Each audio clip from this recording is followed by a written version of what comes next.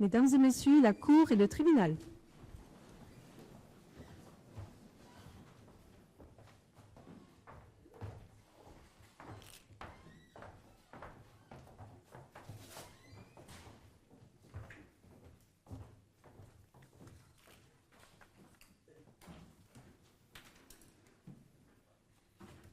Prenez place, je vous en prie.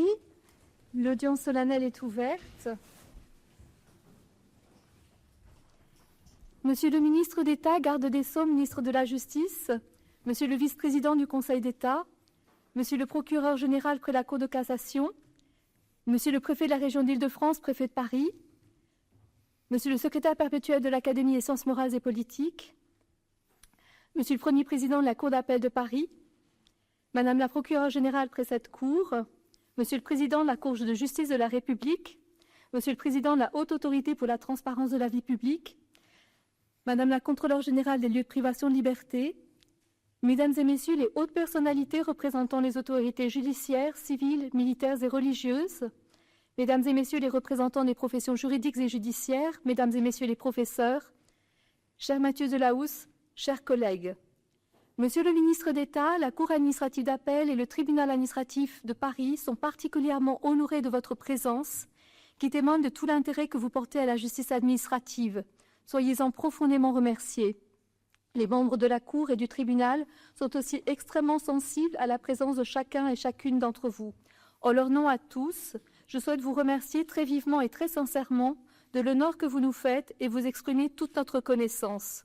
Je suis heureuse avec le président du SUE de m'inscrire dans cette tradition d'audience solennelle commune à nos deux juridictions tous les 2 ans. C'est l'occasion de rendre compte de notre activité et de vous faire part de nos préoccupations. C'est aussi l'occasion de prendre du recul. C'est pourquoi, alors que les juridictions sont confrontées à une médiatisation croissante, phénomène assez récent dans la justice administrative, M. Mathieu Delahousse, grand reporter chargé des questions de justice au Nouvel Obs, a bien voulu participer à cette audience en nous apportant tout à l'heure son regard extérieur pour réfléchir ensemble au rapport entre juridictions et médias. Cette audience intervient à un moment délicat pour les juridictions administratives du fond. En ce qui concerne la Cour, nous avions franchi avec succès plusieurs étapes. Celle de l'élargissement de notre ressort au tribunal administratif de Montreuil et à la Seine-Saint-Denis, qui a entraîné une très forte hausse de nos entrées en 2021. Nous avons réussi à y faire face et à assainir notre stock de dossiers en instance en 2022 et 2023. Celle aussi du contentieux des opérations d'aménagement et des infrastructures nécessaires aux Jeux olympiques et paralympiques, qui nous étaient confiées en première instance pour la France entière. Nous avons jugé l'ensemble des affaires dans des délais brefs, qui ont permis à l'administration de corriger, lorsque c'était nécessaire, certaines procédures ou certaines emprises dans les temps. Mais rien n'est jamais acquis et nous sommes, comme bien d'autres juridictions administratives, confrontés aujourd'hui à un triple défi, celui de la masse, celui de la complexité et celui de la confiance. Le premier défi est celui de la masse des dossiers. La Cour est confrontée à une forte augmentation du contentieux, avec, au cours des 12 derniers mois, 6 200 requêtes, soit 15% de plus qu'au cours des 12 mois précédents. Je remercie l'ensemble des collègues qui font tous leurs efforts pour répondre à cette demande de justice, même s'il nous faut de la persévérance pour en voir les fruits. Pour les tribunaux administratifs, la hausse est de 16% et plusieurs des tribunaux du ressort de la Cour de Paris sont soumis à une pression encore plus importante, 21% pour ceux de Paris et Montreuil, un doublement des affaires enregistrées pour celui de la Nouvelle-Calédonie. Or, en première instance, il s'agit de l'accélération d'une tendance constante puisque, au niveau national, le nombre des requêtes, qui était bien inférieur à 200 000 en 2015, il y a 10 ans, a largement dépassé la barre des 300 000 au cours des 12 derniers mois, correspondant à une augmentation de plus de 60%. L'équation est plus que jamais difficile à résoudre. Tout d'abord, la situation budgétaire de notre pays n'a pas permis d'augmenter le nombre de postes consacrés à la juridiction administrative en 2025, et nous savons qu'elle ne s'annonce pas plus facile pour 2026. Ensuite, la charge de travail des magistrats et agents de greffe, dont nous sommes responsables, ne peut être alourdie sans limite. Enfin, s'agissant de nos procédures, beaucoup de réformes ont déjà été adoptées pour faciliter le recours au juge unique, voire au règlement des litiges par ordonnance, sans audience, et s'il existe encore quelques marges, elles sont désormais limitées. Dans ces conditions, l'usage de l'intelligence artificielle par le juge est-elle la variable nouvelle qui permettra de résoudre l'équation ? Des expérimentations ont été lancées, une charte du bon usage de l'IA est en préparation au sein de la juridiction administrative. La Cour sera heureuse de se joindre à ce mouvement dès que possible. Nous en espérons une aide dans la recherche documentaire et dans l'analyse des dossiers. Pour autant, les progrès pourraient risquer d'être lents. La confidentialité des données à traiter limite la possibilité de recourir à des clouds grand public Et à ce jour, la réduction des budgets consacrés à l'informatique ne nous permet pas d'envisager le recours à d'autres centres de données ou l'achat de la puissance de calcul nécessaire pour déployer rapidement des projets à grande échelle. Par ailleurs, l'apparition d'un robot juge n'accroîtrait pas la confiance de nos concitoyens dans leur justice, et le règlement européen de 2024 sur l'IA l'interdit d'ailleurs. Il paraîtrait au demeurant pertinent que l'IA soit d'abord utilisée au sein de l'administration pour améliorer le traitement des demandes des administrés et améliorer les délais sous le contrôle du juge. À ce stade, il est probable que l'utilisation de l'IA par certains avocats accroisse un peu plus le travail du magistrat avant que celui-ci puisse en tirer un bénéfice, même si nous désirons également progresser en ce domaine. Pour contenir le contentieux de masse qui encombre le prétoire du juge, c'est d'une remise à plat dont nous avons besoin qui permette de supprimer les sources de contentieux inutiles et de déjudiciariser certaines procédures. Je me bornerai à donner 2 exemples. En matière de titre de séjour, une décision implicite de rejet de la demande naît au terme d'un délai de 4 mois. Les préfectures parviennent difficilement à se prononcer dans ce délai et les juridictions sont saisies de recours contre des décisions de rejet toutes théoriques, puisque la demande de l'étranger n'a pas encore été examinée. Dans ces conditions, ne serait-il pas préférable de modifier les textes en recherchant un juste équilibre entre la protection des droits des étrangers qui présentent une demande et les moyens dont disposent les administrations? En matière de droit au logement opposable, ensuite, le juge peut condamner l'État à une astreinte s'il n'a pas pu donner un logement à une personne dont la demande a été déclarée urgente et prioritaire par la commission de médiation départementale. Toutes les parties reconnaissent dans ce cas que la demande de logement n'a pas pu être satisfaite, de sorte qu'il n'y a pas, à proprement parler, de litige à trancher. Est-ce dans ces conditions une bonne allocation des deniers publics que de prévoir une procédure juridictionnelle? Le deuxième défi est celui de la complexité. Cette complexité est celle de la société dans laquelle nous vivons, des questions que nous soumettent les requérants, celle du droit que nous devons appliquer, où s'entremêlent droit de l'Union européenne, droit international et droit national. Ce sont aussi des contentieux de plus en plus techniques où nous devons être en mesure, par exemple, de décrypter les logiques d'optimisation fiscale des grands groupes, de comprendre les conditions de développement de l'embryon ou bien encore, pour exercer de nouvelles compétences en matière de pornographie en ligne, de maîtriser les techniques de résolution de noms de domaine. Certains requérants sont en mesure de faire appel à des avocats très spécialisés et les capacités de nos applications informatiques permettent la multiplication des mémoires et des pièces. Face à cette complexité, nous essayons, au niveau de la Cour et avec le Conseil d'État, de développer pour les magistrats du ressort une offre de formation adaptée à l'évolution du contentieux. Nous développons également les échanges avec nos homologues judiciaires et je remercie en particulier le premier président Jacques Boulard et la procureure générale Marie-Suzanne Lequéot, de même qu'avec l'université et par ce biais avec les administrations. Ce sont à chaque fois des opportunités de mieux comprendre les problématiques que nous avons à traiter et je vous en suis très reconnaissante. À titre personnel, je suis également convaincue qu'il faut désormais valoriser une certaine spécialisation des magistrats dans leur parcours de carrière. Le temps n'est plus où l'on pouvait maîtriser toutes les matières du contentieux administratif, en tout cas pas face aux dossiers extrêmement lourds que nous traitons notamment à Paris si l'on souhaite travailler efficacement. Ma conviction profonde, c'est aussi qu'il faut absolument résister à la tentation de multiplier les procédures ad hoc dans chaque domaine, voire pour chaque type de décision, aussi important, aussi sensible soit-il. Ces différentes dispositions éclatées dans de multiples textes sont en effet source d'erreurs d'aiguillage, même de procédures, et nous font perdre un temps précieux. Enfin, nous avons besoin, de la part des avocats comme des administrations d'État, d'écriture claire, qui n'appelle pas du juge un travail de requalification ou d'interprétation, d'ailleurs préjudiciable à la loyauté du débat contradictoire. À cet égard, je remercie la présidente du Conseil national des barreaux, Julie Couturier, ainsi que le président de l'Ordre des avocats au Conseil, Thomas Lioncan, les bâtonniers Pierre Hoffmann et Sandrine Bérécy, et tous les autres bâtonniers du ressort de la Cour, pour la qualité des échanges avec leurs représentants, dans l'objectif de formaliser des bonnes pratiques.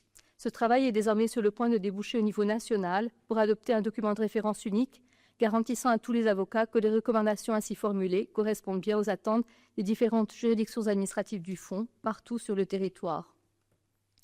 Le troisième défi est celui de la confiance. La tâche du juge administratif est particulière. Elle est tranchée à litige entre une administration et un administré. Dans cette œuvre de justice, très classiquement, notre mission consiste à confronter le droit aux faits en fonction de l'argumentation des deux parties. Mais nous allons ensuite donner raison soit à la puissance publique, soit à une personne privée, avec les suspicions qui peuvent en résulter. Nous pouvons être tour à tour accusés d'enrayer ou d'entraver l'action de l'administration au détriment de l'intérêt général, ou de manifester une bienveillance coupable à son endroit au détriment de la protection des droits et libertés individuelles. Dans une société qui fait de moins en moins confiance à ces institutions, la justice administrative n'est pas à l'abri. Au surplus, le développement des réseaux sociaux permet désormais à chacun de donner son avis sans prendre le temps de la réflexion, et en s'autorisant de propos qu'on ne tiendrait pas face à face. Le phénomène s'est accéléré au cours des derniers mois. En janvier 2025, un magazine d'extrême droite titrait « Invasion migratoire, ONG, avocats, juges, journalistes, passeurs, les coupables » et il surfait avec l'interdiction du profilage des magistrats en donnant le nom des présidents des chambres dont émanaient les jugements qu'il entendait dénoncer. En février 2025, à la suite du jugement annulant l'obligation de quitter le territoire prise à l'encontre de l'influenceur d'Oulem pour un motif lié à la procédure, des messages ont été diffusés sur X pour appeler à décapiter les juges avec les photos et les noms de la présidente et d'autres magistrats du tribunal administratif de Melun. Monsieur le vice-président, le Conseil d'État a apporté tout son soutien aux magistrats menacés et les a accompagnés lorsqu'ils souhaitaient déposer plainte. Vous portez vous-même un discours fort sur l'état de droit et vous suscitez toutes les occasions possibles pour expliquer avec pédagogie le rôle du juge administratif. Soyez-en profondément remerciés. Dans ce contexte de tension, nous avons besoin, en premier lieu, d'une parole politique qui montre l'exemple à nos concitoyens. Il est possible, bien sûr, d'être en désaccord avec une décision de justice, et les juges du fond que nous sommes peuvent se tromper. Mais la réaction normale, c'est d'annoncer la contestation de la décision par la voie de l'appel ou du pouvoir en cassation, le cas échéant en demandant qu'il soit sursis à son exécution. En deuxième lieu, nous avons besoin d'éviter la personnalisation. La justice est rendue au nom du peuple français. Elle n'est pas la chose du juge un tel ou du juge une telle. Et Monsieur le ministre d'État, nous vous remercions d'avoir accepté de rouvrir le débat de l'open data pour étendre le bénéfice de l'anonymisation des noms des magistrats et des greffiers à toutes les décisions juridictionnelles lorsqu'elles sont ainsi mises à la disposition du plus grand nombre. De notre côté, en tant que juges, nous devons plus que jamais nous efforcer d'être irréprochables sur le plan déontologique, en mettant de côté, comme toujours, nos opinions personnelles dans les décisions que nous prenons et en nous gardant de toute extériorisation qui pourrait altérer l'image d'impartialité de la juridiction. Nous devons également nous efforcer de développer une jurisprudence cohérente et prévisible, même lorsque la masse des dossiers nous oblige à les répartir entre un grand nombre de collègues. C'est un axe fort du projet de juridiction de la Cour de Paris. Nous allons, je l'espère, progresser encore en ce domaine au cours de l'année qui vient. J'espère ne pas vous sembler pessimiste. Si je tiens ces propos, c'est parce que je crois profondément à mon métier et je ne voudrais pas qu'il perde son sens. La juridiction administrative est là avant tout pour que l'administration fonctionne bien, c'est-à-dire remplisse ses missions au service de nos concitoyens en étant efficace et en respectant la règle de droit. Et la possibilité de saisir un juge en cas de désaccord avec une autorité administrative est aussi un élément de l'acceptabilité de ses décisions et un fondement à la légitimité de son action. Je vous remercie de votre attention et je cède maintenant la parole au président du SUE. Je vous remercie, Madame la Présidente. Monsieur le ministre d'État, garde des Sceaux, ministre de la Justice, Monsieur le vice-président du Conseil d'État, Mesdames et Messieurs les hautes personnalités judiciaires, civiles et militaires en vos grades et qualités, Mesdames et Messieurs, chers collègues, je m'associe bien sûr aux remerciements de Madame la Présidente de la Cour administrative d'appel de Paris pour vous dire, au nom des magistrats et agents du tribunal administratif de Paris, combien votre présence parmi nous honore, présence qui, par son importance et sa qualité, illustre la diversité des interlocuteurs et des partenaires de la juridiction administrative, ainsi que l'attachement de chacun d'entre vous à notre institution. Nous y sommes très sensibles. Ce rendez-vous bisannuel de l'audience solennelle commune à la Cour et au tribunal est traditionnellement l'occasion pour nos juridictions de se présenter à vous, de faire le point sur l'année judiciaire écoulée et d'esquisser quelques réflexions. Il me revient donc le redoutable privilège de vous présenter en quelques minutes l'activité du tribunal administratif de Paris, qui réunit une communauté de presque 250 personnes, dont un peu moins d'une centaine de magistrats. Ce tribunal est, par son activité, le premier des 42 tribunaux administratifs de France. C'est le tribunal de la plus grande collectivité territoriale de notre pays, la ville de Paris. C'est le tribunal du premier hôpital de France, la PHP, le tribunal dans le ressort duquel siègent la plupart des autorités centrales de l'État, où se déroulent toutes les grandes manifestations publiques qui rythment la vie de notre démocratie, le tribunal qui concentre un grand nombre de contentieux de marchés publics, puisque notamment la SNCF nous manifeste sa confiance en nous désignant par des dérogations pour l'ensemble de ces contrats comme étant le tribunal territorialement compétent. C'est aussi le tribunal du contentieux de grande direction de contrôle fiscal. Enfin, pour être en phase avec le thème de notre événement, c'est le tribunal où se traitent beaucoup de dossiers médiatiques ayant un écho, parfois national, dans la presse. Nos collègues et nos reporters auront l'occasion d'y revenir. Alors, la plaquette qui vous a été distribuée retrace cette activité et me permet d'éviter de citer de trop nombreux chiffres. Je ne résisterai cependant pas à la tentation d'en illustrer quelques-uns qui sont le reflet de la mobilisation de chacun des membres de notre communauté juridictionnelle pour assurer à tous un service public de la justice de qualité.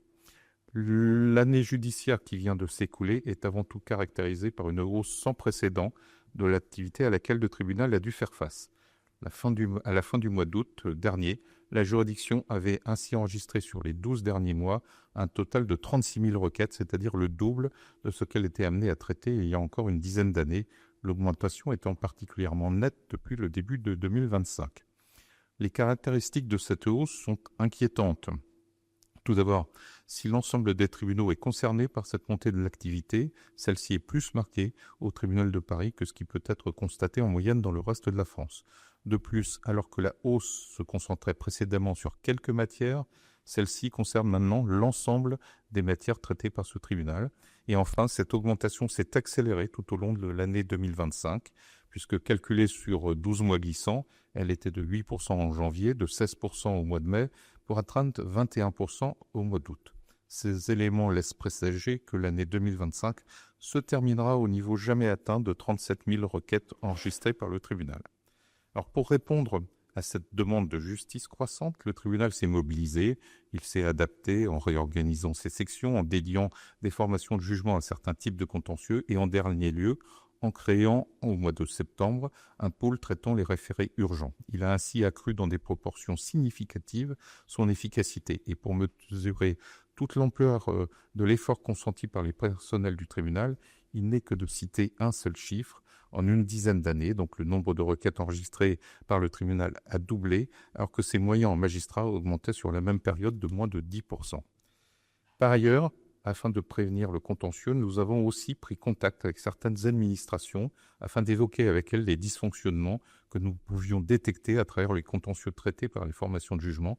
Et je tiens à saluer ici l'écoute constructive qu'a reçue cette démarche, notamment auprès de la préfecture de police, toujours dans le but d'assurer au mieux, et malgré une complexité toujours croissante des textes, le respect des droits des administrés. Ces efforts n'ont pas été consentis au détriment de la qualité du service public rendu.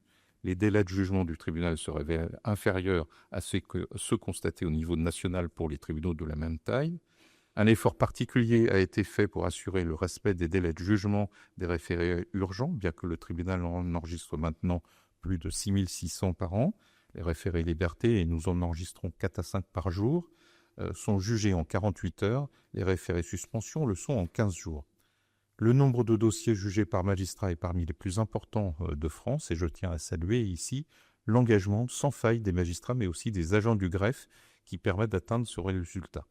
Qualité encore, parce que cet effort ne s'est pas fait au détriment de la sécurité juridique des décisions rendues. Ainsi, dans 97% des cas, les solutions retenues par le tribunal seront la solution définitive apportée à l'affaire, soit que ces solutions n'aient pas été contestées devant le juge d'appel, soit qu'elles aient été confirmées par celui-ci, et donc seuls 3% des décisions sont réformées ou annulées en partie du fait de la production d'éléments nouveaux en appel. Qualité enfin, car nous nous attachons à veiller à la cohérence de nos solutions entre les différentes formations de jugement traitant des mêmes matières. Le tribunal a ainsi agi sur tous les leviers qui étaient à sa disposition pour faire face à cette croissance du contentieux. Il a exploré toutes les marges à sa disposition. Pour autant, et alors que se profile au printemps prochain le contentieux des élections municipales, la situation de la juridiction n'est pas satisfaisante et la mathématique des chiffres est implacable, avec une augmentation des entrées de 25% depuis janvier et une hausse des sorties qui n'est que de 15% cette année. Ce que nous appelons dans notre jargon le taux de couverture ne peut que se dégrader et le nombre de dossiers en attente de jugement ne peut qu'augmenter, limitant la capacité du tribunal à répondre à la demande croissante de justice dans des délais satisfaisants. Mais l'augmentation constatée du nombre de recours correspond-elle à une demande de justice accrue ? Oui, certainement, pour une partie, mais pour une partie seulement. Notre rôle premier reste de juger en droit, de manière indépendante et impartiale, des situations opposant l'administration à des usagers du service public. Il est cependant difficile de se départir du sentiment qu'un glissement est en cours de ce rôle de juge vers un rôle d'administrateur venant pallier les déficiences ou les insuffisances de l'administration, voire même parfois d'assumer un rôle d'animateur d'une politique. La question des référés mesures utiles demandant au juge la fixation d'un rendez-vous afin de déposer un dossier en préfecture est bien connue et je n'y reviendrai pas, ou en tout cas que pour dire que malgré une baisse de ce phénomène, le tribunal en a encore enregistré près de 1500 cette année. Mais ce constat s'étend aussi à une très grande partie du contentieux de l'entrée et du séjour des étrangers en France. Les questions préalables se multiplient avant même que ne soit examiné le point qui devrait demeurer central, celui du droit au séjour de l'étranger. Ainsi se développent des contentieux relatifs à la délivrance des récépissés de demande de titre de séjour, à la prolongation de l'instruction par l'administration, à la complétude du dossier. Cette complétude est la condition préalable pour que le délai de naissance d'une décision implicite, après 4 mois de silence de l'administration, puisse courir. Suite alors un contentieux sur ces décisions implicites qui résulte plus d'une absence d'étude dans les délais de la demande que d'un réel refus d'accorder un droit au séjour. Des débats d'autant plus désincarnés que l'administration n'ayant pas encore examiné la demande, aucun motif pouvant fonder le débat contentieux n'est avancé. La multiplication des recours de tout type sur ces questions préalables conduit à un paradoxe que le tribunal est amené au paradoxe que le tribunal est amené à se prononcer parfois 5 à 6 fois avant même que l'administration ne commence à étudier le dossier et ne prenne enfin une décision expresse sur le fond, décision qui pourra se révéler dans bien des cas favorable aux demandeurs. Pour artificiels ou périphériques qu'ils puissent paraître, ces contentieux ne sauraient pour autant être qualifiés d'inutiles, car ils sont souvent pour les intéressés le seul moyen de faire reconnaître un droit qui devrait être évident pour tous, le droit d'accéder à l'administration. Il est d'ailleurs très symptomatique que dans nos audiences, en matière de contentieux sociaux notamment, qui nous amènent à statuer sur les droits des plus démunis, la remarque revient régulièrement selon laquelle l'administré est enfin, pour la première fois, écouté par une personne physique qui va se pencher sur son dossier. De ce point de vue, tout autant qu'à une demande de justice, le juge administratif répond à une demande sociale, d'écoute et de prise en considération. Le même glissement que celui que je viens de citer peut être constaté en matière de droit au logement opposable, qui représente au tribunal de Paris plus de 4800 requêtes par an. S'il rentre pleinement dans le rôle du juge administratif de contrôler le respect par les services préfectoraux de leurs obligations dans cette matière, il est permis de s'interroger lorsqu'il est demandé au juge de se comporter plus en administrateur et de faire vivre une politique, cette politique. Le propos n'est pas ici de remettre en question ce droit fondamental, mais de questionner le rôle du juge dans une matière où les difficultés résultent le plus souvent d'un manque de logement disponible dans les zones en tension. Qu'ils soient qualifiés d'artificiels ou de périphériques, ces contentieux n'en sont pas moins extrêmement consommateurs de temps et de moyens, en termes de greffe, en termes de magistrats, en un temps où ces moyens sont particulièrement contraints, et alors que les personnels du tribunal souhaitent conserver le sens premier de leur mission, celui de veiller par un service public de la justice de qualité au respect de l'état de droit. Je vous remercie de votre attention, et donc je vais laisser maintenant la parole à Madame Palès de Coninck, magistrate à la Cour, et à Monsieur Rézard, magistrat au tribunal. Nos deux collègues vont se transformer en reporters et vont vous présenter une réflexion sur le regard des médias sur nos juridictions à travers quelques décisions intervenues ces 2 dernières années.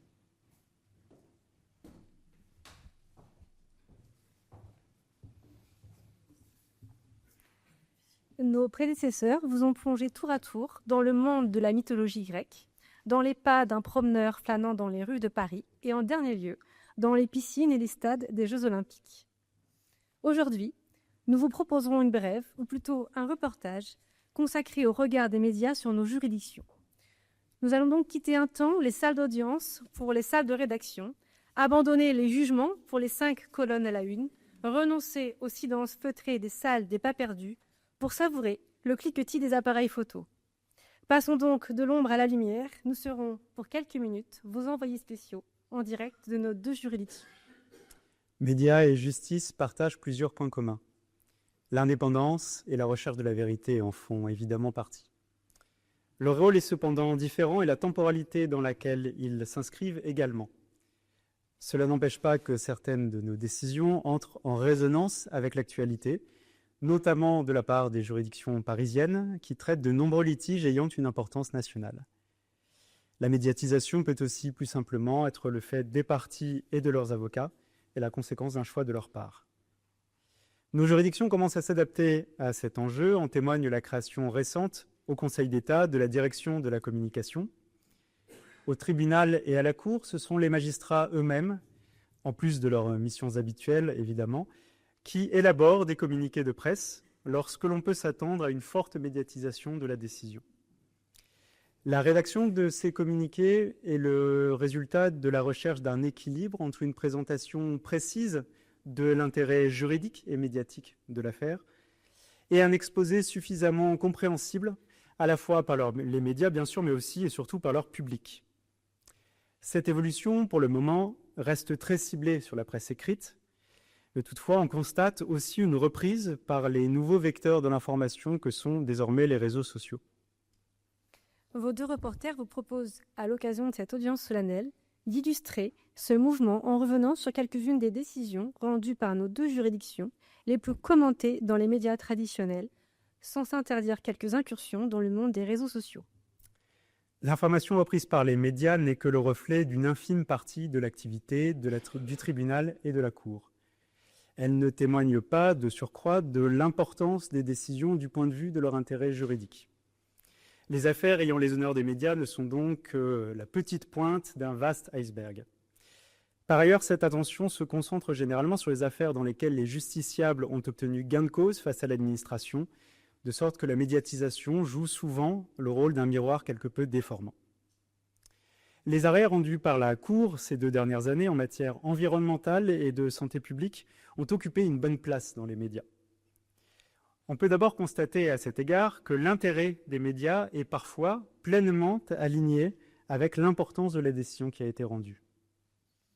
L'affaire dite du chlordécone a donné lieu à l'arrêt de la Cour le plus médiatisé de ces derniers mois. Rares sont les décisions rendues par une juridiction d'appel qui donnent lieu à des commentaires tout à la fois dans la presse nationale, à la radio et à la télévision. Dans son arrêt, la Cour a jugé que l'État a commis plusieurs fautes de nature à engager sa responsabilité à l'égard des habitants de la Guadeloupe et de la Martinique exposés à une pollution tant des sols que de l'eau et à la contamination de la chaîne alimentaire. La Cour a d'abord considéré comme fautif, à partir de 1974, l'octroi d'autorisation de vente d'insecticides à base de chlordécone. Elle a également jugé fautif le manque de diligence de l'État pour évaluer la pollution engendrée par l'utilisation de ces produits, en mesurer les conséquences, y mettre fin et informer la population. Si elle était saisie par près de 1300 requérants, seule une dizaine d'entre eux ont obtenu la condamnation de l'État à leur verser une indemnisation. Reflet d'une stratégie contentieuse, la demande tendait à la réparation d'un unique préjudice d'anxiété pour l'ensemble des requérants, sans distinction selon leur situation propre, notamment leur situation médicale. Or, le juge ne peut indemniser un préjudice que s'il dispose d'éléments circonstanciés permettant d'en établir la réalité. Ceci explique le faible nombre de personnes indemnisées, comme certains médias l'ont relevé.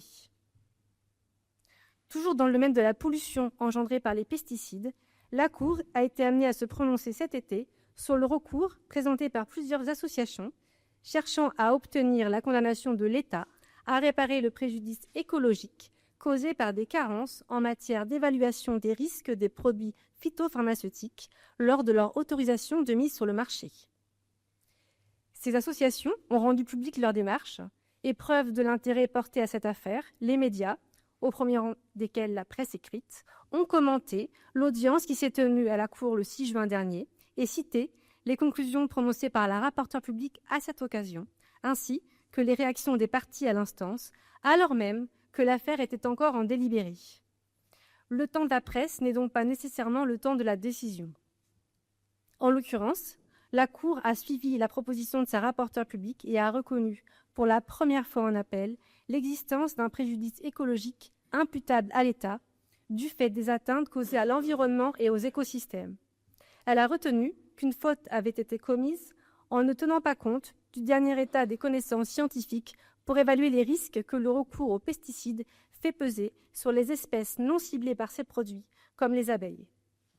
Elle a en outre enjoint à l'État de revoir sa procédure d'évaluation des risques présentés par les produits phytosanitaires et de réexaminer en conséquence les autorisations de mise sur le marché déjà délivrées. Dans certains autres cas, l'intérêt médiatique peut aussi être inégal pour des affaires ayant pourtant un enjeu similaire ou approchant du point de vue juridique. Ces 2 dernières années, la Cour a été amenée à se prononcer dans 3 affaires qualifiées par les médias de scandales sanitaires. En juillet 2024, dans l'affaire du Mediator, en janvier 2025, dans celle de la Dépakine, et en dernier lieu, en avril 2025, dans celle du Levothyrox. Leur retentissement médiatique a été assez différent. Par les 2 arrêts rendus en 2025, la Cour a retenu que l'État avait commis des fautes au regard des obligations qui sont les siennes dans le contrôle de l'information délivrée aux patients par les laboratoires pharmaceutiques. Pourtant, la décision rendue par la Cour à propos de la Dépakine, ce médicament utilisé dans le traitement de l'épilepsie, a fait l'objet de bien plus d'articles de presse que celle concernant le Levothyrox. Les médias ont certainement anticipé l'empathie que pouvait susciter la situation d'enfants atteints de malformations ou de troubles du développement en raison du traitement suivi par leur mère pendant sa grossesse. Il est par ailleurs intéressant de relever que les journalistes ont systématiquement consacré des développements assez longs à la responsabilité du laboratoire pharmaceutique. Pour conclure avec cette première série de décisions, on peut souligner que le tribunal s'abstient également généralement d'alerter les médias par un communiqué de presse dans un certain nombre de cas, en particulier lorsque les parties n'ont pas elles-mêmes médiatisé leur combat. C'est notamment le cas pour les affaires qui sont jugées en référé-liberté, dans lesquelles des proches d'un patient contestent la décision d'arrêt des soins prise par l'équipe médicale d'un établissement hospitalier. Même si ces affaires peuvent évidemment entrer en résonance avec l'actualité, on peut penser évidemment au débat sur la fin de vie, et si elles pourraient dans cette mesure nourrir l'analyse médiatique, une position de réserve de notre part est souvent de mise. Nos juridictions ne cherchent en effet pas à influencer ou à peser sur les débats de société. Elles ne communiquent dès lors que lorsque cela est utile à la compréhension de leurs décisions.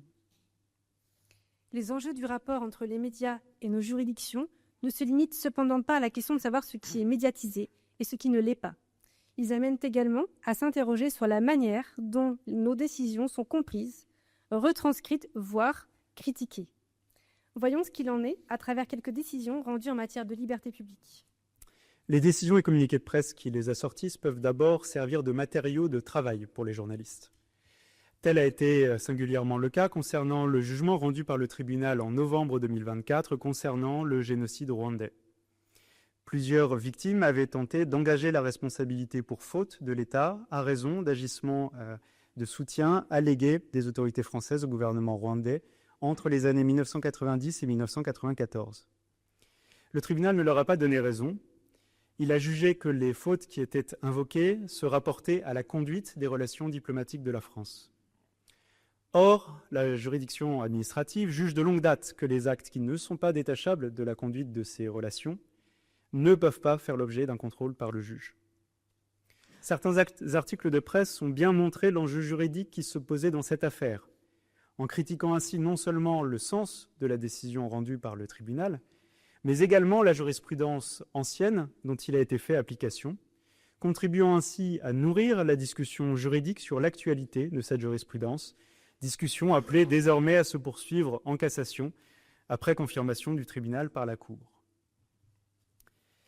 Il arrive cependant également que les décisions rendues soient mal comprises, exposant le tribunal ou la Cour à des manchettes circonspectes ou à des bandeaux propres à susciter la perplexité des lecteurs ou des spectateurs quant au travail des juges. On trouve ainsi des présentations qui ne rendent que partiellement compte des décisions rendues. Cela tient logiquement au fait que les médias doivent, dans le traitement de l'information, retenir un angle propre à susciter l'intérêt de leur public. Il faut donc parfois chercher à mettre en avant un élément du dossier qui va capter l'attention. C'est ce qu'on peut constater, par exemple, dans le traitement médiatique des arrêts rendus par la Cour concernant les décisions refusant le rapatriement de plusieurs ressortissants français détenus dans des camps ou des prisons en Syrie. La Cour était saisie de plusieurs requêtes concernant d'une part des hommes partis volontairement pour combattre dans les rangs de l'État islamique et d'autre part de femmes et de leurs enfants. Si ces requêtes ont eu un fort écho médiatique au moment de l'audience, les décisions finalement rendues par la Cour en ont eu nettement moins. Sur le plan juridique, ces arrêts reconnaissent pour la première fois la compétence du juge pour contrôler la décision du gouvernement de refuser le rapatriement des personnes les plus vulnérables, c'est-à-dire des enfants et de leurs mères. C'est pourtant la situation des hommes, et en particulier de l'un d'entre eux, responsable d'actes terroristes en France, que la presse a essentiellement commenté. La présentation médiatique des décisions rendues peut aussi parfois procéder d'une certaine méconnaissance du rôle du juge. Une bonne illustration peut en être donnée avec les 3 ordonnances rendues par une des juges des référés du tribunal administratif relatives à la liberté de manifester. Par les 2 premières ordonnances, elle a d'abord suspendu l'interdiction de 2 manifestations qui devaient se tenir le 10 mai 2025, l'une à l'initiative d'un comité du 9 mai, l'autre visant à un rassemblement statique de protestation qualifié de village antifasciste. Au contraire, dans la 3e ordonnance, la juge des référés n'a pas suspendu l'interdiction de la contre-manifestation dite antifasciste et antiraciste qui était prévue le même jour. La présentation qui a été faite de ces décisions a traduit une certaine incompréhension d'une partie des médias sur le sens des décisions rendues. La justice autoriserait ainsi une manifestation néofasciste à Paris, mais elle interdirait dans le même temps une manifestation antifasciste. Elle permettrait aux premiers de défiler dans les rues de Paris, quand les antifascistes seraient pour leur part contenus sur la place du Panthéon. Mais c'est là faire jouer au tribunal un rôle d'éditorialiste qui soupèserait la légitimité respective de ces 2 causes, à l'évidence bien différentes ici, rôle qui n'est cependant pas le sien. Le tribunal, c'est heureux, n'est pas le juge des colères ou l'arbitre des luttes. Il est en revanche le garant de la liberté de manifester. Et il contrôle à cet égard si l'interdiction prononcée par le préfet de police est nécessaire, adaptée et proportionnée pour prévenir les risques de troubles à l'ordre public. Pas davantage, certes, mais pas moins non plus. Or, en l'occurrence, aucun précédent de violence ou de propos contenant des appels à la haine n'avait été justifié par le préfet de police concernant les participants des 2 premières manifestations.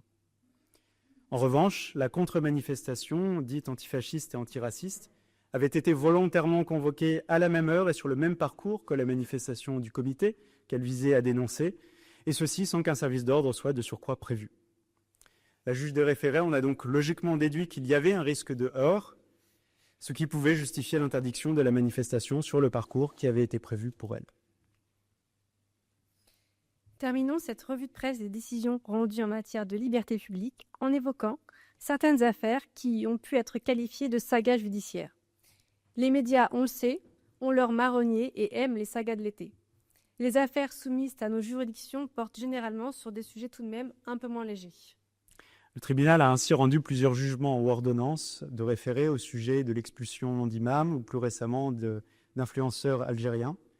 S'agissant de l'un d'entre eux, les juges des référés ont notamment été amenés à rappeler à l'autorité administrative les conditions particulièrement strictes dans lesquelles une expulsion peut être prononcée en urgence absolue, c'est-à-dire sans une partie des garanties offertes normalement par cette procédure.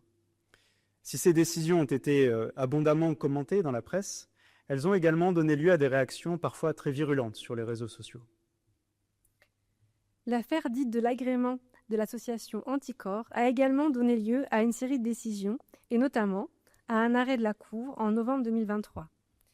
La Cour a à cette occasion confirmé l'annulation prononcée par le tribunal de l'agrément délivré par le Premier ministre à cette association.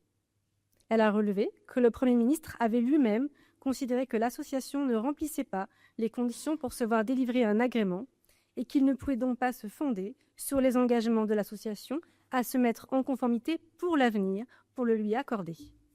Le tribunal a ensuite jugé qu'Anticorps avait droit à un agrément en décembre 2023 après la modification de ses statuts. Tout récemment, il en a tiré les conséquences et a condamné l'État à indemniser l'association de ses frais de conseil et de justice. Dans l'intervalle, l'arrêt rendu par la Cour avait fait l'objet de nombreux commentaires. Si la presse écrite a comme souvent pris le soin de citer des passages de l'arrêt s'attachant à délivrer une information neutre, on a pu constater que cette neutralité n'avait en revanche pas nécessairement cours sur les réseaux sociaux. Sur certaines plateformes, le jugement initial rendu par le tribunal, ainsi que la décision rendue par la Cour ensuite, ont été qualifiées d'atteintes graves à la démocratie ainsi qu'aux libertés associatives, alors même que les juges se sont bornés à apprécier la légalité d'une décision ministérielle. Ces commentaires occultent volontairement la mission première du magistrat qui est d'appliquer la loi. La recherche du buzz fait parfois fi du contexte. Il est vrai, comme le relève le reporter désabusé à la fin du film de John Ford, L'homme qui tua Liberty Valance, quand la légende dépasse la réalité, il faut imprimer la légende.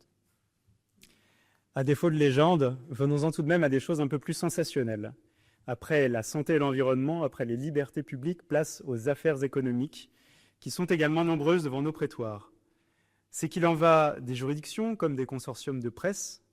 Pour délier certaines affaires complexes, il faut parfois suivre le conseil donné par la source à l'origine du scandale du Watergate, « Follow the money », suivez l'argent. Et de l'argent, nos deux juridictions en ont vu défiler des millions, bien à l'abri des paparazzis et de la presse à scandale. Voici donc une nouvelle chance pour eux d'essayer d'immortaliser notre activité sur du papier glacé. Le titre est un élément clé d'un article de presse. C'est la première information qui est donnée aux lecteurs et parfois la seule qu'ils vont retenir. À cet égard, les titres des articles consacrés à la décision rendue par la Cour concernant l'indemnisation de la société Autolib pourraient s'apparenter à la fable de Jean de La Fontaine, le pot de terre et le pot de fer. Dans cette affaire, la société Autolib sollicitait la condamnation du syndicat mixte Autolib et Vélib à lui verser une somme d'un peu plus de 235 millions d'euros en indemnisation de la résiliation de la convention de délégation de service public pour la gestion d'un service de voitures électriques en libre service. La Cour a condamné le syndicat mixte au paiement d'une somme d'un peu plus de 66 millions d'euros, soit une somme 4 fois inférieure à celle qui était réclamée. Beaucoup de titres parus dans la presse ont présenté cette décision, que les parties n'ont pas contestée en cassation, comme une condamnation des communes franciliennes membres du syndicat mixte à l'indemnisation du groupe multimilliardaire détenant la société Autolib. Certains journaux parlant même d'un fiasco que la justice aurait fait tourner en faveur du groupe économique. D'autres médias, pour leur part, ont repris les propos de la partie adverse et souligné que la décision n'était pas si favorable à ce célèbre groupe. C'est l'illustration des différents points de vue possibles sur une même décision. Dans cette affaire, la Cour a seulement constaté que la société délégataire de services publics justifiait avoir subi un préjudice et s'est bornée à appliquer les clauses du contrat qui définissaient le montant de l'indemnisation à verser dans l'hypothèse d'une résiliation. Les médias ont eu au XIXe siècle leurs grands patrons, tels le Doria des Illusions perdues. Ils ont eu au XXe siècle leur mania, à l'image du tyrannique Charles Foster Kane du film Citizen Kane. Avec le XXIe siècle, ils accueillent désormais les géants du net. Amazon est de cela, mais ce n'est pas de ses activités de producteur de contenu que le tribunal a été saisi. Il a été cet été des contrats types conclus par Amazon avec des entreprises désirant utiliser la plateforme Amazon.fr pour vendre des biens. La DGCCRF a estimé que ce contrat type contenait des clauses qui étaient incompatibles avec le Code du commerce français et avec un règlement européen. Utilisant pour la première fois les pouvoirs dont elle est investie depuis 2020, elle a donc enjoint à Amazon de modifier ces clauses, et ce sous une astreinte de 90 000 € par jour de retard. Le tribunal a d'abord considéré que la DGCCRF pouvait contrôler la conformité de ces clauses, quand bien même les contrats sont conclus entre Amazon, société de droit luxembourgeois, et des entreprises essentiellement de droit étranger.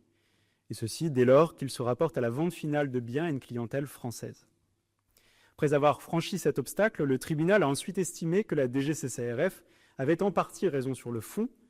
Il a en revanche jugé qu'une autre partie des clauses contestées était bien conforme à la législation française comme européenne. Le tribunal a donc annulé partiellement la décision attaquée et il a ramené l'astreinte due par Amazon à seulement 50 000 € par jour de retard.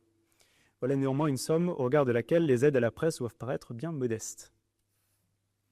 En parlant de richesse, s'il y a un parent pauvre dans les couloirs des salles de rédaction des médias généralistes, c'est bien le contentieux fiscal. Matière ardue et technique, elle est encore plus difficile à exposer à un public non spécialiste. Alors qu'un dossier sur 6 relève du contentieux fiscal et que la Cour tranche régulièrement des points de droit particulièrement délicats, peu d'affaires sont reprises par les médias. Outre les décisions qui intéressent la presse people parce qu'elles concernent des personnalités publiques, on peut tout de même citer la décision rendue par la Cour à propos de la télérectification des déclarations de revenus par les contribuables. La Cour a estimé que dès lors qu'un communiqué de l'administration fiscale publié sur le site officiel impôts.gouv.fr le permettait, il était possible aux contribuables de rectifier leur déclaration de revenus après la date limite, y compris pour modifier à la baisse les montants déclarés. L'enjeu pratique était de taille. La décision de la Cour a néanmoins été annulée par le Conseil d'État. L'administration fiscale en a toutefois tiré les conséquences en apportant des précisions relatives aux modalités de modification des déclarations par le contribuable sur son site internet. Voilà un petit panorama de quelques décisions médiatiques ayant été rendues par nos 2 juridictions depuis la dernière audience solennelle. L'audience d'aujourd'hui va maintenant se poursuivre par un entretien exclusif qui ne manquera pas de trouver le chemin de notre une. Laissons donc la place à notre grand témoin, non sans vous remercier d'abord pour l'attention que vous nous avez accordée.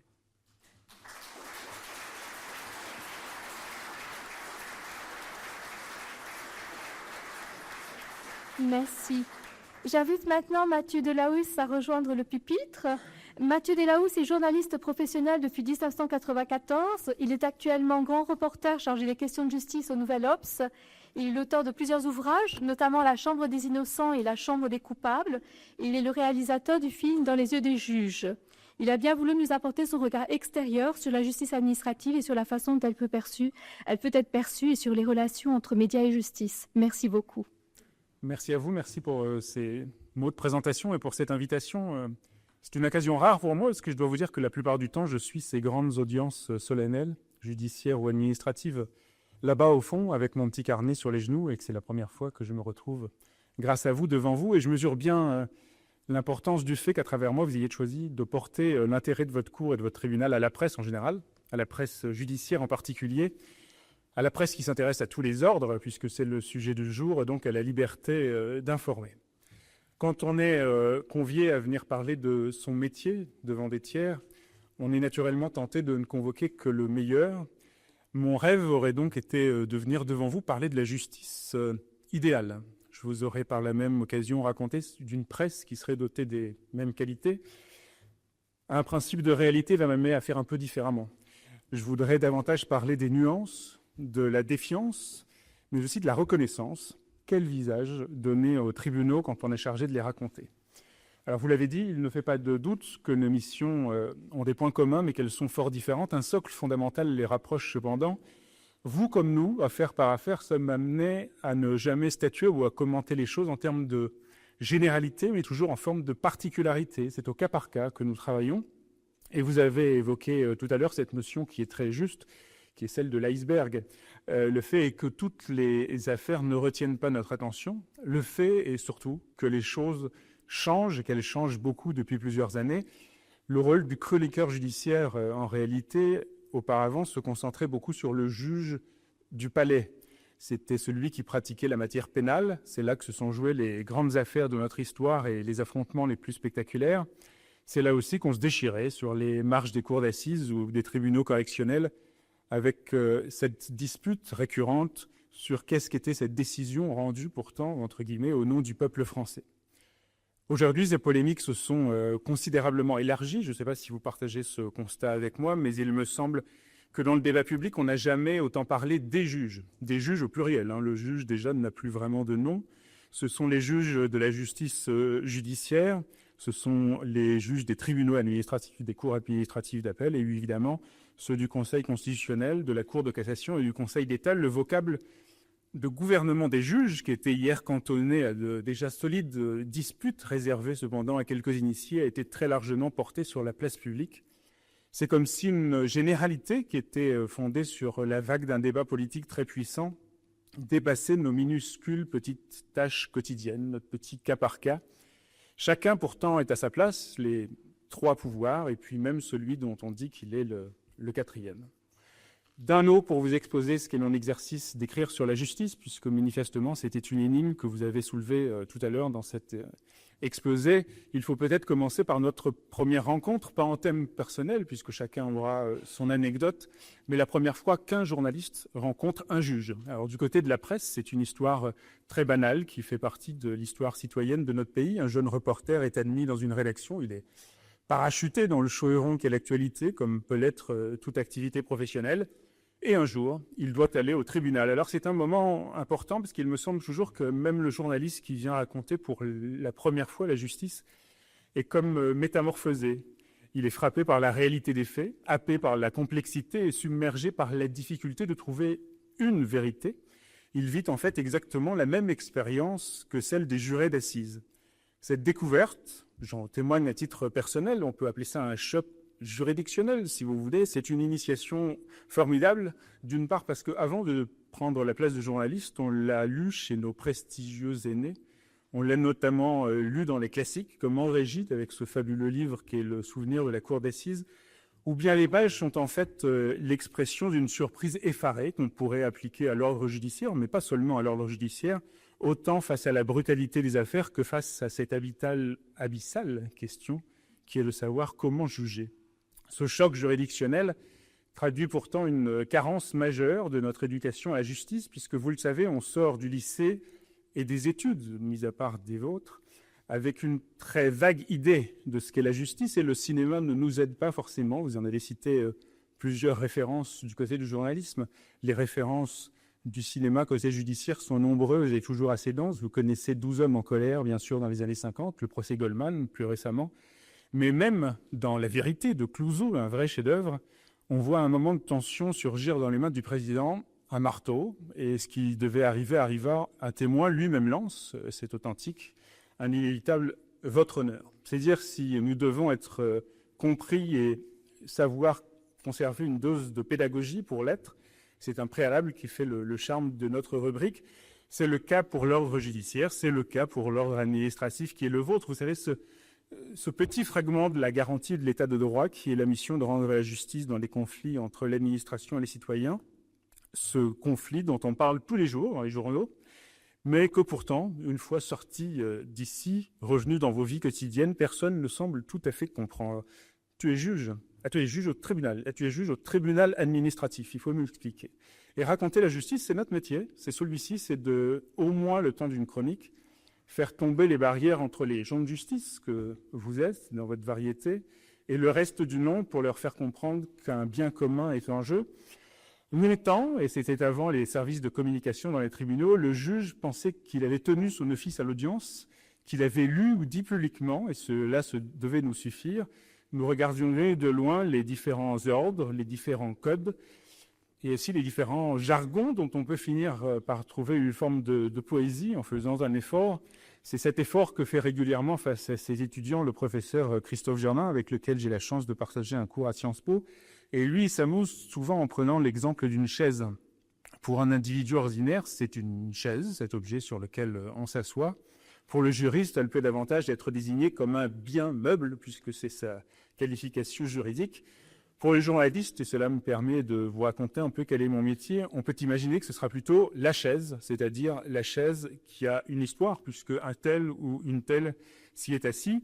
C'est toujours important une chaise, à condition qu'elle ait une signification. Nous avons récemment, devant des tribunaux, ou pourquoi pas devant la Cour de justice de la République, couvert des procès où les prévenus, avec leur culpabilité ou leur innocence, jouaient littéralement leur fauteuil. On ne joue plus avec les mots quand on se retrouve avec des chaudrons pareils, puisque nous avons une mission d'information qui est brute, qui est difficile.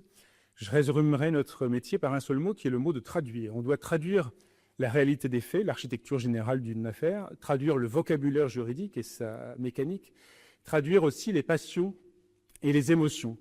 Lors du procès des attentats du 13 novembre 2015, au premier jour, quand étaient simplement lus les noms des victimes du Stade de France, des terrasses et encore du Bataclan, je me souviens par exemple d'avoir noté des épaules qui s'affaissent, des mains qui se joignent, des souffles qui s'expriment.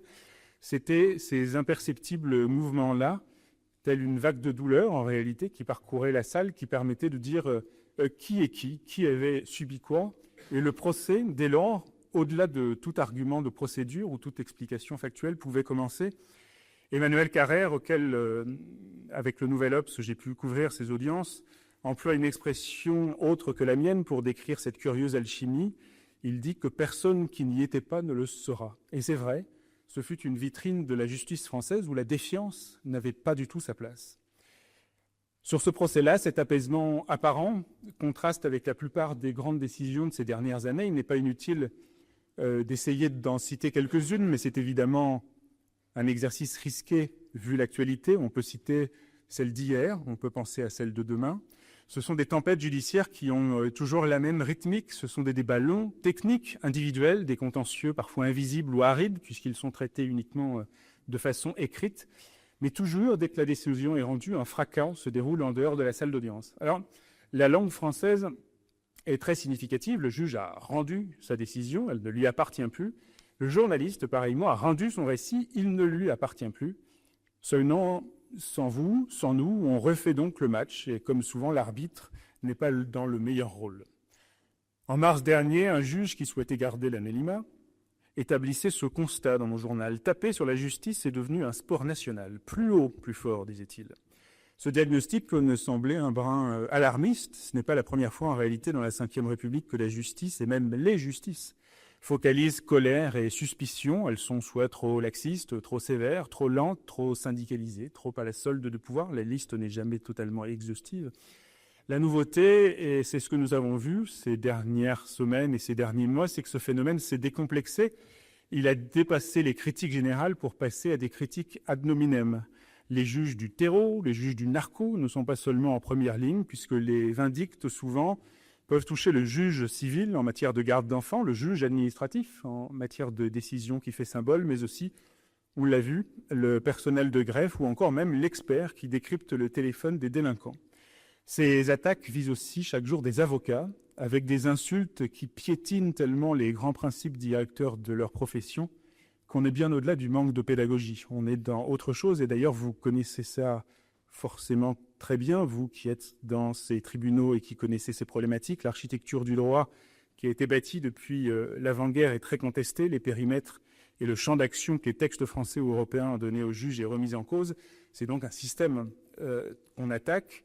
Ce n'est pas mes rôles de venir rentrer ici dans ce grand débat. Je veux demeurer dans l'examen de chaque matin, en réalité, avec mon carnet de Dante au bout de la salle, et vous dire que notre métier, malgré tout, nous place au milieu de ce fossé que vous avez décrit. Nous sommes entre le système judiciaire que nous observons et le système médiatique que nous nourrissons à qui veut bien nous lire.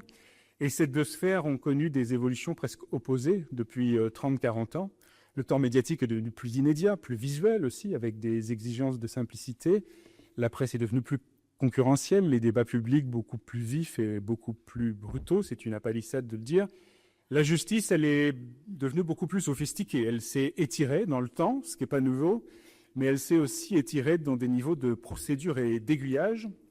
Quand j'ai débuté, il n'y a pas si longtemps, les verdicts de cour d'assises étaient définitifs dès leur premier prononcé. Aujourd'hui, et c'est heureux, c'est d'ailleurs une transposition européenne, il existe l'appel en matière criminelle, les plaidés coupables en matière correctionnelle, et bien des alternatives aux poursuites. Il nous faut raconter tout cela. Et la vérité est déjà une notion compliquée. La vérité judiciaire s'est objectivement complexifiée, elle aussi. Elle est devenue plus difficile à traduire, et face à une opinion publique polarisée, la vérité médiatique souvent a cruellement échoué, en fait, à rendre lisible un certain nombre de décisions. Je pensais à celle que vous évoquiez tout à l'heure sur les décisions administratives. Bien des décisions, effectivement, sont souvent mal traduites, telles les malfaçons judiciaires qui existent. Il y a des malfaçons médiatiques. Dans ce qu'on appelle la chambre des innocents, j'ai le souvenir de justiciables qui avaient bénéficié d'un non-lieu ou d'une relaxe, qui lui montraient les articles qui avaient été publiés au moment de leur mise en cause avec leur nom, et il me disait qu'il n'y avait eu aucune publicité de leur mise hors de cause. Je pense que c'est l'exemple le plus cruel qui touche celui qui est blanchi, mais l'exemple le plus polémique du moment touche en réalité celui qui est puni. Vous le savez, nous rédigeons, avec le plus d'efforts possible pour les rendre intelligibles, les comptes rendus pour détailler notamment ces moments importants dans une salle d'audience, c'est le moment de la décision. Nous racontons comment un verdict ou un jugement tombe solennel avec tel ou tel nombre d'années prononcées contre le coupable. Mais depuis quelques années, il ne se passe pas un seul jour sans que des débatteurs, des internautes, des chroniqueurs nous interpellent sur le fait que nous ne disons pas la vérité, puisque selon eux, cette peine ne sera jamais exécutée dans la durée que nous avons écrite.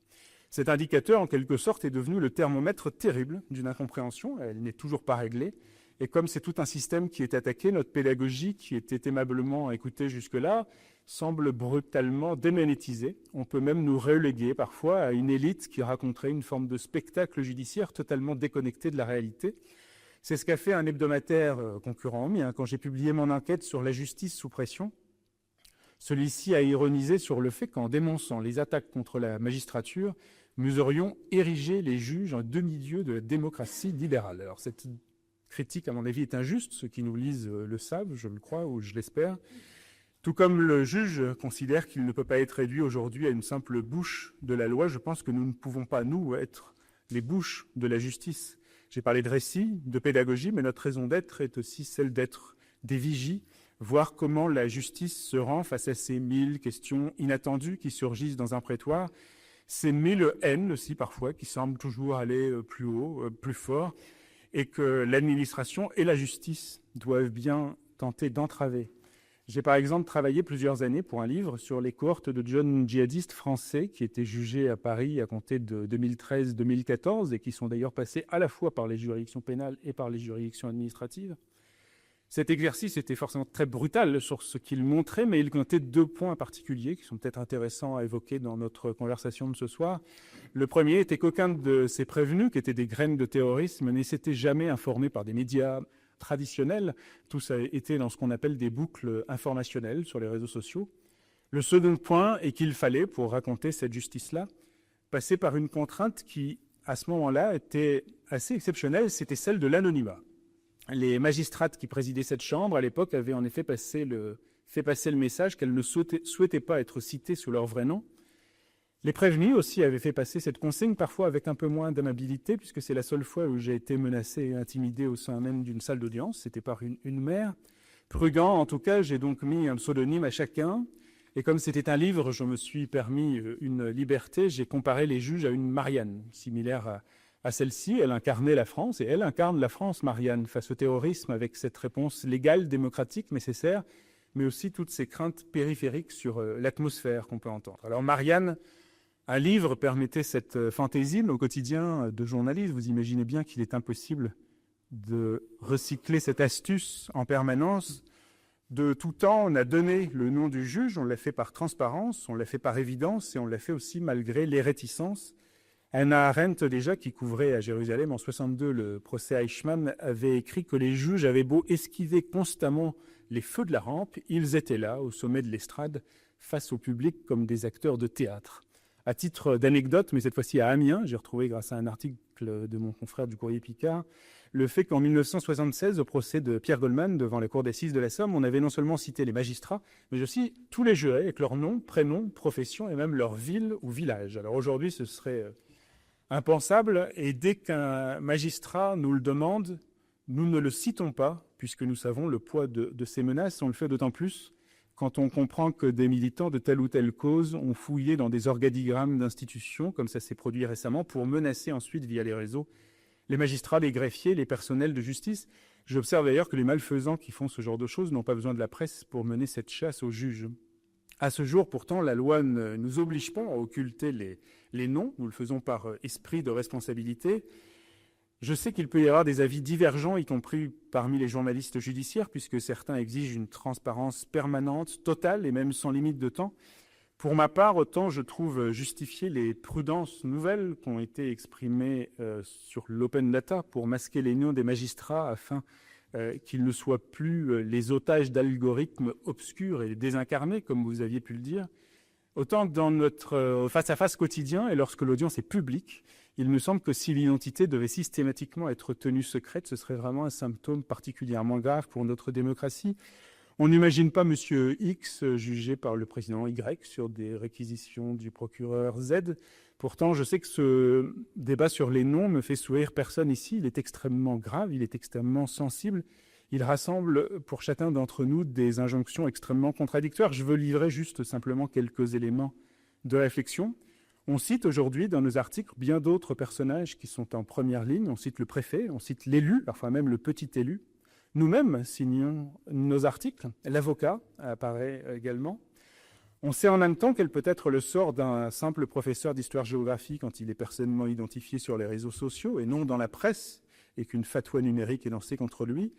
On doit savoir aussi, par ailleurs, la pression et la tension de plus en plus fortes qui viennent de justiciables qui exigent auprès de nous qu'on ne donne ni les noms, ni les prénoms, ni même le moindre élément d'identification.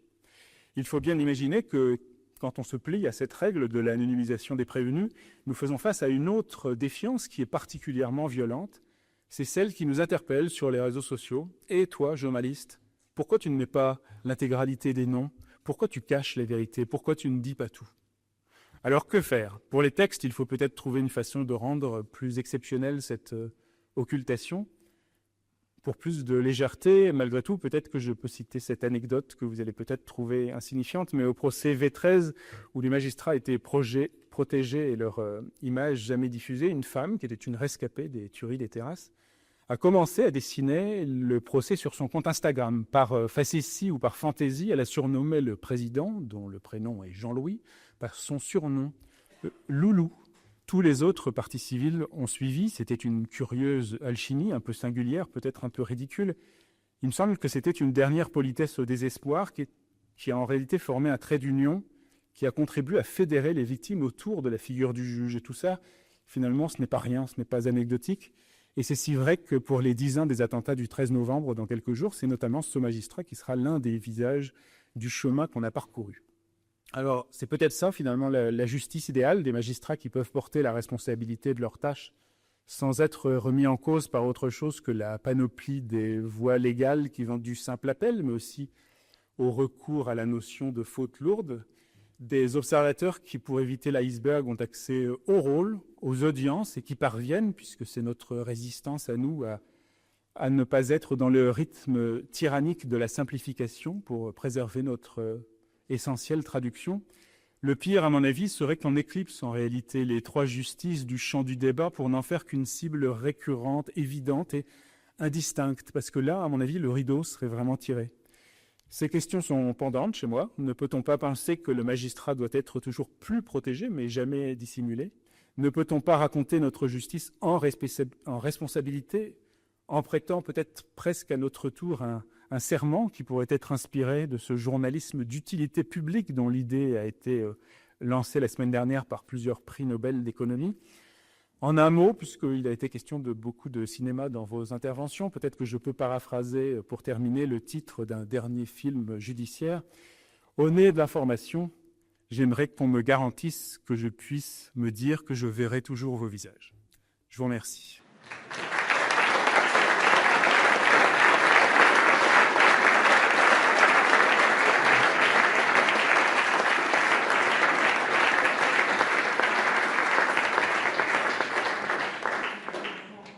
Je vous remercie vivement de votre attention. Cette audience est levée.